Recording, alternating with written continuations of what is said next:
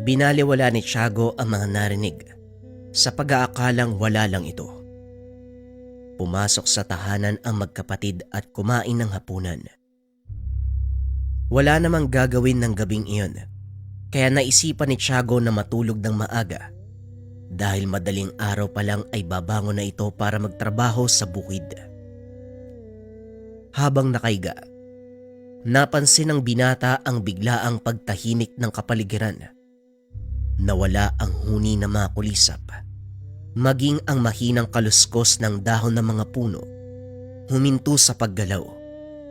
Nakaramdam ng pagtawag ng kalikasan si Tiago, kaya naman lumabas ito ng tahanan upang makapagbawas. Kaso nga lang hindi pa man ito nangangalahati sa ginagawa. Napatingin ang binata sa kalangitan, partikular sa bandang bunganga ng bulkan. Nakita ang maliit na liwanag na tila lumilipad palabas dito. Pinagmasdang mabuti ni Tiago ang andap-andap na ilaw para masigurado kung ano ito. Nanlaki ang mga mata ng binata dahil nang bumaba ito sa talahiban, biglang nagningas ang paligid.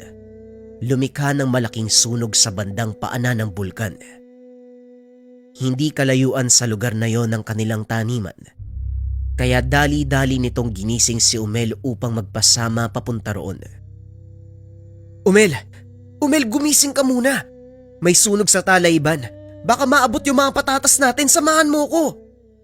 Ano ba yan, Manong? Gabing-gabi na. Paano naman ako Hindi na ituloy ni Umel ang sasabihin. Nakita nitong nagliliwanag na ang paligid ng paanan ng bulkan. Dali-daling tumakbo palabas ng tahanan ng binata at dinampot ang pala at balde. Nagpunta ang mga ito sa taniman. Nakahinga ng maluwag si Tiago dahil nagawa nilang makarating bago pa man tuluyang maabot ang kanilang taniman.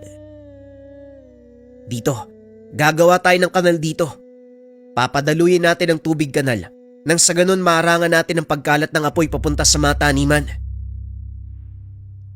Nagawang tapusin ng dalawang binata ang gawain.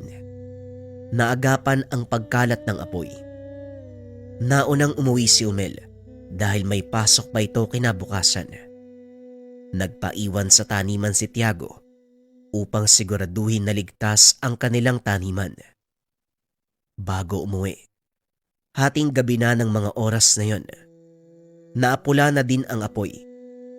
Bagaman sa ibang bahagi ay patuloy pa ring nilalamon ng sunog ang mga talahib. Hindi na nag-alala si Tiago dahil malayo naman ito sa mga bahay at iba pang taniman. Nagpasya ang binatang umuwi.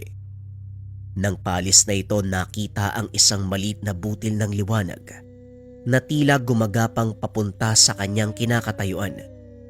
Inilapag ni Tiago ang dalang timba. Nilapitan ito. Huminto ang butil sa liwanag ng kanyang paanan.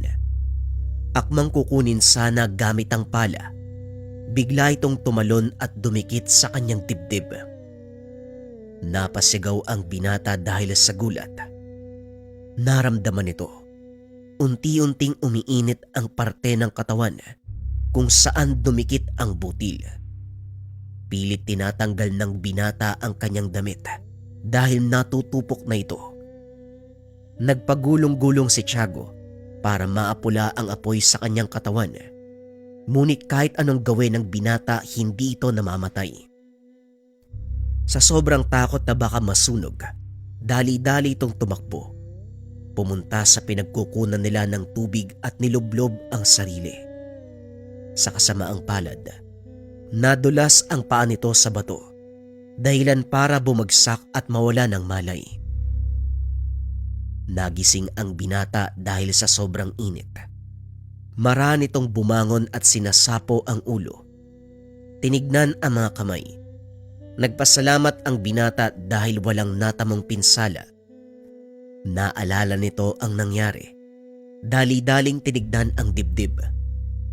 Nakita nito ang bakas ng paso.